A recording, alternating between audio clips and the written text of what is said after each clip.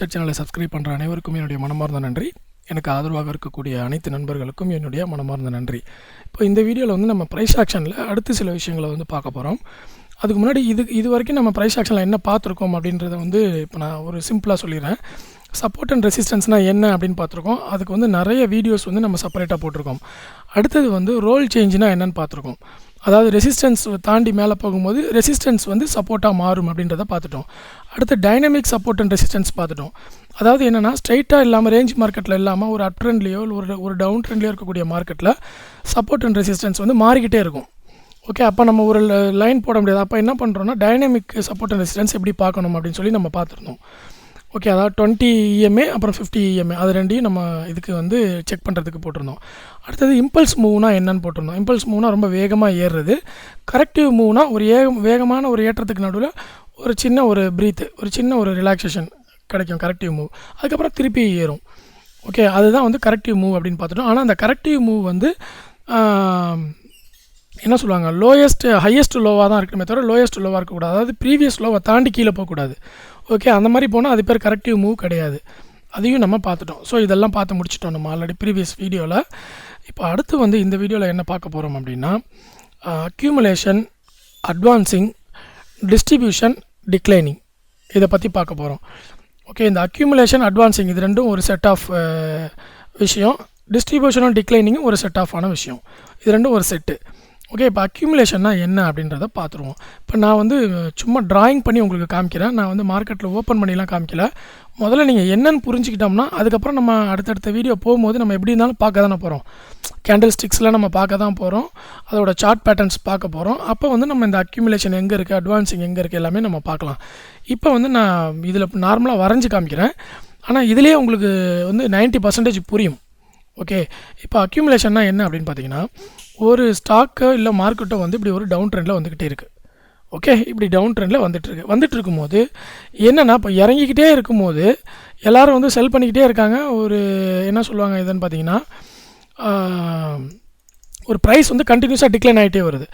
Decline ஆகிட்டே இருக்கும்போது நடுவில் வந்து இப்படி ஒரு கன்சாலிடேஷன் வரும். நம்ம வந்து இந்த கன்சாலிடேஷன் சொல்கிறோம் இல்லையா, அந்த கன்சாலிடேஷன் வந்துட்டு இருக்கும்போது என்ன அப்படின்னா இந்த இடத்துல நல்ல ப்ரைஸ் இறங்கிட்டனால என்ன பண்ணுறாங்கன்னா அக்யூமுலேட் பண்ணுறதுக்கு ஆரம்பிக்கிறாங்கன்ற அர்த்தம். ஓகே, இந்த இடத்துல வந்து இதுக்கு மேலே டிக்ளைன் ஆகவே விடலை அவங்க. ஏன்னா எல்லோரும் விற்க தான் இறங்கிக்கிட்டே இருக்கும். இந்த இடத்துல வந்து விற்கிறத கொஞ்சம் குறைச்சிட்டாங்கன்னு அர்த்தம். குறைச்சிட்டாங்கன்னா என்ன, நார்மலாக ட்ரேடர்ஸ் வந்து என்ன நினச்சிக்கிட்டு இருப்பாங்க, இந்த இடத்துல நம்ம விற்று லாபம் சம்பாதிக்கலாம்னு சொல்லிட்டு விற்றுக்கிட்டே இருப்பாங்க. அக்யூமுலேட் பண்ணுறவங்க என்ன பண்ணுவாங்கன்னா இந்த விற்கிறத இவங்க வாங்கிடுவாங்க. இவங்க விற்பாங்க, அடுத்து அக்யூமுலேட் பண்ணுறவங்க வாங்குவாங்க. ஓகே, அக்யூமுலேஷன்றது இதுதான். அந்த ஸ்டாக்கை வாங்கி வைக்க ஆரம்பிச்சிடுவாங்க. அதுதான் அக்யூமுலேஷன். இந்த அக்யூமுலேஷனை வந்து எப்போ நடக்கும் அப்படின்னு பார்த்தீங்கன்னா ஒரு நல்ல ஒரு டவுன் ட்ரெண்ட் வந்ததுக்கப்புறம் இந்த மாதிரி ஒரு கன்சாலிடேஷன் நடந்தால் அந்த இடத்துல அக்யூமுலேஷன் நடக்குது அப்படின்றது அர்த்தம். ஓகே, அப்போனா என்ன அர்த்தம், எல்லாம் வாங்குறாங்கன்றது அர்த்தம். ஓகே, அது முடித்த உடனே அடுத்தது என்ன நடக்கும் அப்படின்னு பார்த்தீங்கன்னா அடுத்தது தான் இது அட்வான்சிங். இந்த அட்வான்சிங் அப்படின்னா என்னென்னா இதை தான் வந்து நம்ம ட்ரெண்ட் அப்படின்னு சொல்கிறோம். என்ன ஆகும்னா இந்த அக்யூமுலேஷன் ஃபேஸை வந்து பிரேக் அவுட் பண்ணி மேலே போகணும். ஓகே, பிரேக் அவுட் பண்ணி மேலே போயிடுச்சுன்னா அட்வான்சிங்னு அர்த்தம். அதாவது என்னென்னா டிக்ளைன் ஆகிட்டு இருந்த ஒரு ஸ்டாக்கை அக்யூமுலேட் பண்ணிட்டாங்க. அக்யூமுலேட் பண்ணி நல்லா வந்து இது ஏறும், இதுக்கு மேலே இறங்காதுன்னு சொல்லிட்டு எல்லோரும் வாங்கி இன்வெஸ்டர்ஸ் எல்லாமே ஸ்டோர் பண்ணிட்டாங்க. ஸ்டோர் பண்ணோடனே அதில் முக்கால்வாசியான ஸ்டாக்ஸ் வந்து ஸ்ட்ராங்காக செல் பண்ணால் தானே உங்களுக்கு வந்து இறங்கும். செல் பண்ணாமல் எல்லோரும் ஹோல்டு பண்ணி வச்சுருந்தாங்கன்னா எப்படி இறங்கும், இறங்காது. அப்போ என்ன ஆகும்னா கொஞ்சம் கொஞ்சமாக இதை பிரேக் அவுட் பண்ணி மேலே வரும். மேலே வந்தோடனே ட்ரேடர்ஸ் என்ன பண்ணுவாங்கன்னா மேலே வந்துருச்சு, இனிமேல் இது ஏறிடுன்னு சொல்லிட்டு இதை ஏறுறதுக்கு அப்படியே போக ஆரம்பிச்சிடும். ஸோ இது என்னென்னா அட்வான்சிங் ஃபேஸ்னு அர்த்தம். இந்த இடத்துல பிரேக் அவுட்டை கட் பண்ணது வந்து அட்வான்சிங் ஃபேஸ். அதுக்கப்புறம் வந்து கண்டினியூஸாக அப் ட்ரெண்ட் வரும் அப்படின்றது ஒரு கெஸ்ஸிங், ஒரு கணிப்பு. ப்ரைஸ் ஆக்ஷனை பேஸ் பண்ணி இப்படி தான் ஹிஸ்ட்ரியில் இருக்குது. ஓகே, இப்போ உங்களுக்கு என்ன தெரிஞ்சிருக்கு, அக்யூமுலேஷன்னா என்னென்னு தெரிஞ்சிருச்சு, அட்வான்சிங்னா என்னென்னு தெரிஞ்சிருச்சு. அக்யூமுலேஷன்னா ஒரு டவுன் ட்ரெண்டுக்கு அப்புறம் எல்லோரும் அக்யூமுலேட் பண்ணுவாங்க ஸ்டாக்கை. அந்த ஸ்டாக் அக்யூமுலேட் பண்ணதுக்கப்புறம் ஒரு பிரேக் அவுட் நடக்கும். அந்த அக்யூமுலேஷனை பிரேக் பண்ணி மேலே போனதுக்கப்புறம் அப் ட்ரெண்ட் போகும். அதுக்கு பேர் தான் நம்ம என்ன சொல்கிறோம், அட்வான்சிங்னு சொல்கிறோம். ஸோ அப் ட்ரெண்டுக்காக இந்த அக்யூமுலேஷனையும் அட்வான்சிங்கையும் நம்ம தெரிஞ்சிருக்கணும். ஓகே, அடுத்தது டிஸ்ட்ரிபியூஷன் அண்டு டிக்ளைனிங். இது ரெண்டும் என்ன அப்படின்றத பார்க்கணும். இப்போ டிஸ்ட்ரிபியூஷன் அப்படின்னா என்னென்னா ஒரு ஸ்டாக் வந்து இப்படி வேகமாக மேலே ஏறிட்டே இருக்குது. நல்ல ஒரு மூமெண்ட்டில் ஏறி முடிச்சிருச்சு. ஏறி முடித்தோடனே அதே கன்சாலிடேஷன் இந்த இடத்துல இப்படி வருது. ஓகே, அப்போது இந்த இடத்துல என்ன நடக்குது, இவ்வளோ நாளாக ஏறிக்கிட்டு இருந்த ஸ்டாக்கு இந்த இடத்துல அப்படியே அதோட ஏற்றத்தை நிறுத்துது. ஓகே, நிறுத்தும் போது என்ன நடக்குது அப்படின்னா இந்த இடத்துல டிஸ்ட்ரிபியூஷனை ஸ்டார்ட் பண்ணுறாங்கன்னு அர்த்தம். ஓகே, கண்டினியூஸாக சூப்பர் ட்ரெண்டை பார்த்து பண்ணுறவங்களோ இல்லை இண்டிகேட்டர் பார்த்து பண்ணுறவங்களோ இல்லை நார்மல் ட்ரேடர்ஸு அவங்களாம் என்ன பண்ணுவாங்கன்னா இந்த மாதிரி அப் ட்ரெண்டில் இருக்கும்போது பையிங் பண்ணிவிடுவாங்க. ஆனால் இன்வெஸ்டர்ஸ் என்ன பண்ணுவாங்க, ஏறிட்டு இருக்கும்போது நல்லா ஏறிடுச்சுன்னா அதை என்ன பண்ணுவாங்க, டிஸ்ட்ரிபியூஷன் பண்ணுவாங்க. புரியுதுங்களா, வெளியில் தள்ளி விட்ருவாங்க. இந்த ஸ்டாக்கெல்லாம் போதும் நம்ம லாபம் சம்பாரிச்சிட்டோம் அதனால் விற்றுருவோன்னு சொல்லிட்டு ஃபஸ்ட்டு விற்பாங்க, அப்புறம் ட்ரேடர்ஸ் வந்து வாங்குவாங்க, திருப்பி விற்பாங்க, அப்புறம் வாங்குவாங்க, அப்புறம் விற்பாங்க. ஸோ இன்வெஸ்டர்ஸ் எல்லாருமே இந்த இடத்துல விற்க ஆரம்பிச்சிருவாங்க. விற்கும் போது என்ன ஆகும், நமக்கு ஒரு மார்க்கெட் வந்து இதை தாண்டி ஏறாது. ஓகே, இந்த டிஸ்ட்ரிபியூஷன் ஃபேஸை தாண்டி மேலே அப்படி ஏறாது, கட் பண்ணி மேலே போகாது. அப்படியும் போச்சுன்னா என்ன அர்த்தம்னா இன்னும் ஸ்ட்ராங்காக இருக்குதுன்னு அர்த்தம். இந்த இடத்துல நடந்த ஒரு டிஸ்ட்ரிபியூஷன் வந்து கம்மியாக தான் நடந்திருக்கு, இன்னும் நிறைய பேருக்கு வந்து மார்க்கெட் மேலே ஏறுன்ற ஒரு நினப்பில் தான் இருக்காங்கன்றது ஒரு அர்த்தம். ஆனால் இந்த மாதிரி மேலே போகிறதுக்கு வந்து சான்ஸ் ரொம்ப ரொம்ப கம்மி. ஓகே, மேலே போகிறதுக்கு ரொம்ப கம்மி. அப்போ என்ன ஆகும், இந்த டிஸ்ட்ரிபியூஷன் லெவல் முடிஞ்ச உடனே இதை பிரேக் அவுட் பண்ணி கீழே அப்படி வரும். இந்த பிரேக் அவுட் நடந்துச்சுன்னா என்ன அர்த்தம், டிக்ளைன் ஆக போகுதுன்னு அர்த்தம். ஓகே, ஒரு பெரிய டவுன் அப் ட்ரெண்டு, அதுக்கப்புறம் வந்து கன்சாலிடேஷனுக்கு பேர் நம்ம என்ன சொல்கிறோம், இந்த இடத்துல டிஸ்ட்ரிபியூஷன் சொல்கிறோம். ஏன்னா இப்போ நீங்கள் ஒரு ஸ்டாக்கை வாங்கிட்டீங்க, என்ன பண்ணுவீங்க, 100 ரூபாய்க்கு வாங்கிட்டீங்க, 200 ரூபா ஏறிடுச்சுன்னா என்ன பண்ணுவீங்க, நம்ம என்ன பண்ணுவோம், அதுதான் நம்ம பார்க்கணும். அதே தான் மார்க்கெட்டில் எல்லாரும் அதை தான் பண்ணுவாங்க. ஸோ அதனால தான் வாரன் பஃபட் சொல்லுவார், மார்க்கெட்டுன்றது டெக்னிக்கல் கிடையாது, மக்களுடைய மனசு தான் மார்க்கெட் அப்படின்னுவார். அதை உங்களுக்கு புரிஞ்சுக்க தெரியுதுன்னா நீங்கள் வந்து பர்ஃபெக்டாக மார்க்கெட்டை ஹேண்டில் பண்ண முடியும் அப்படின்னு சொல்கிறாங்க. ஏன் இப்படி சொல்கிறாங்க, இப்போ 100 ரூபா ஸ்டாக் 200 ரூபா ஏறிச்சு, அந்த இடத்துல ஒரு அப்படியே அதுக்கு மேலே ஏறுறதுக்கு ரொம்ப தயங்குதுன்னா நீங்கள் என்ன பண்ணுவீங்க, ஓகேடா அதுக்கு மேலே ஏறுமான்னு தெரில, இறங்கிட்ட போகுது, அதனால் நம்ம 100 ரூபா ஸ்டாக்கை 200 ரூபாய்க்கு விற்றுருவோம் அப்படின்னு எல்லாரும் விற்றுருவீங்களா, விற்று ப்ராஃபிட்டை புக் பண்ணுவீங்களா, அந்த இடத்த தான் டிஸ்ட்ரிபியூஷன் சொல்கிறோம். ஸோ எல்லோரும் ப்ராஃபிட் புக் பண்ணோன்னே என்ன ஆகும், இறங்க ஆரம்பிக்கும். ஓகே, இதை பிரேக் அவுட் பண்ணோன்னே இறங்க ஆரம்பிக்கும். இறங்க ஆரம்பிச்சிச்சுன்னா என்ன, டிக்ளைனிங்னா எந்த இடம், இந்த இடத்துல இந்த டிராயிங்கில் இதுதான் டிக்ளைனிங். ஓகே, இதுதான் டிக்ளைனிங், இந்த இடத்துல இதுதான் டிக்ளைனிங். ஓகே, அப்போ நம்ம என்ன பார்த்துருக்கோம், ஒரு டவுன் ட்ரெண்டுக்கு அப்புறம் ஒரு அக்யூமுலேஷனுக்கு அப்புறம் அட்வான்சிங். ஓகே, அடுத்தது வந்து ஒரு அப் ட்ரெண்டுக்கு அப்புறம் ஒரு கன்சாலிடேஷன் என்ன சொல்கிறோம், டிஸ்ட்ரிபியூஷன். ஓகே, டவுன் ட்ரெண்டில் வரும்போது டிஸ்ட்ரிபியூஷன், அதுக்கப்புறம் அதை பிரேக் அவுட் பண்ணி கீழே போகும்போது டிக்ளைனிங். ஓகே, இப்படி தான் வந்து ப்ரைஸ் ஆக்ஷனை, நீங்கள் இந்த ப்ரைஸ் ஆக்ஷனை நல்லா புரிஞ்சுக்கிட்டீங்க அப்படின்னா ரொம்ப சிம்பிளாக மார்க்கெட்டை கண்டுபிடிச்சிருவீங்க. இவ்வளோ தான் இந்த மாதிரி தான் மூவ்மெண்ட் இருக்க போகுதுன்றதை ரொம்ப ஈஸியாக நீங்கள் தெரிஞ்சுப்பீங்க. ஏன்னா இங்கே இருக்கிறவங்களாம் யாருன்னா க்ரௌடுன்னு பேர், இதுக்கு பேர் இதெல்லாம் க்ரௌடு. அப்போ க்ரௌடு பீப்புள்ஸ் எங்கே போகிறாங்க, மேலே ஏறிக்கிட்டு இருக்காங்க. ஓகே, அடுத்த க்ரௌடு பீப்புள்ஸ் என்ன பண்ணுறாங்க, மேலே ஏற்றவும் விட மாட்டேங்கிறாங்க, இறக்கவும் விட மாட்டேங்கிறாங்க. அப்போ இது எந்த பக்கம் பிரேக் அவுட் ஆகுன்றதை பார்க்கணும். ஓகே, எந்த பக்கம் பிரேக் அவுட் ஆகுதுன்னு பார்த்துட்டு க்ரௌடு பீப்புள்ஸ் வந்து டிக்ளைனுக்கு ஸ்டார்ட் ஆகிட்டாங்க அப்படின்றது அர்த்தம், கூட்டமாக இருக்கிறவங்க எந்த பக்கம் மூவ் ஆகுறாங்கன்றது அர்த்தம். ஓகே, ஸோ இப்படி தான் வந்து ப்ரைஸ் ஆக்ஷனை நம்ம அடுத்த லெவலில் நம்ம பார்க்குறோம். ஸோ அடுத்தது வந்து ரேஞ்ச் எக்ஸ்பேன்ஷன், ரேஞ்ச் கண்ட்ராக்ஷன் இருக்குது. அது வந்து இப்போது இந்த வீடியோலேயே சொல்ல வேணான்னு பார்க்குறேன், ஆல்ரெடி ரொம்ப டைம் ஆகிடுச்சு. ரேஞ்ச் எக்ஸ்பேன்ஷன் கான்ட்ராக்ஷன் ஒரு 2 மினிட்ஸில் கொஞ்சம் வேகமாக சொல்லி முடிச்சிடுறேன், உங்களுக்கு இது ஒரு ஈஸியாக இருக்கும், இந்த ஒரே வீடியோவில் எல்லாத்தையும் கவர் பண்ண மாதிரி. ஓகே, இப்போது range expansion and range contraction இங்கே 2 போட்டிருக்கேன் இல்லையா, இது என்ன அப்படின்னா முதல்ல வந்து நம்ம மார்க்கெட் வந்து ட்ரெண்ட் மார்க்கெட்டா இல்லை ரேஞ்ச் மார்க்கெட்டான்னு கண்டுபிடிக்கணும். ஓகேவா, ப்ரைஸ் ஆக்ஷனில் என்ன பண்ணுவோம், ட்ரெண்ட் மார்க்கெட்னால் நமக்கு தெரியும், ஆல்ரெடி நம்ம சொல்லியிருக்கோம். இப்படி ஒரு லோ வந்துட்டு ப்ரீவியஸ் ஹை இருக்கு இல்லையா, அந்த ஹையை தாண்டக்கூடாது, அப்போ லோயஸ்ட் ஹை, இது ஹை, இது லோயஸ்ட் ஹை. ஓகே, அடுத்தது லோயஸ்ட் லோ, இது லோ, அந்த லோவை விட அடுத்து லோயஸ்ட் லோ. ஓகே, அப்படி வந்ததுன்னா இது என்ன சொல்கிறோம், நம்ம டவுன் ட்ரெண்ட் அப்படின்னு சொல்கிறோம் இல்லையா. இப்போது இந்த ட்ரெண்டை கண்டுபிடிக்கிறதுக்கு முதல்ல ஒருத்தர் வந்து என்கிட்ட கேட்குறாரு, எதில் கமெண்ட்ஸில் கேட்குறாரு, சார் மார்க்கெட்டு டவுன் ட்ரெண்டா அப் ட்ரெண்டா அப்படின்னு. அப்போ முதல் விஷயம் நம்ம என்ன கேட்கணும் அப்படின்னா அதுக்கு ஒரே ஆன்சர், நீங்கள் என்ன மாதிரி டைம் ஃப்ரேமை யூஸ் பண்ணுறீங்க அப்படின்றது தான் முதல்ல ஆன்சரே. அதுக்கு இதுதான் ஃபாரினில் வந்து ரொம்ப ஒரு பெரிய பழமொழி மாதிரி சொல்லுவாங்க, நீங்கள் ட்ரெண்டை கேட்டிங்கன்னா அவங்க உங்கள்கிட்ட டைம் ஃப்ரேம் என்னவோ அதை ஃபாலோ பண்ணுவாங்க. ஏன்னா இப்போது நார்மலாக நம்ம பார்த்துருக்கோம், எல்லாருக்குமே தெரியும், டெய்லி சார்ட்டை எடுத்திங்கன்னா மார்க்கெட்டு அப் ட்ரெண்டில் இருக்கும், அதே 5 மினிட்ஸ் சார்ட்டில் பார்த்தீங்கன்னா மார்க்கெட்டு டவுன் ட்ரெண்டில் இருக்கும். கரெக்டுங்களா, ஏன்னா டெய்லி சார்ட்டில் ஒரு 3 நாள் மார்க்கெட் இப்படி இறங்கிச்சின்னா 5 மினிட்ஸ் சார்ட்டில் என்ன காமிக்கும், டவுன் ட்ரெண்டாக காமிக்கும்.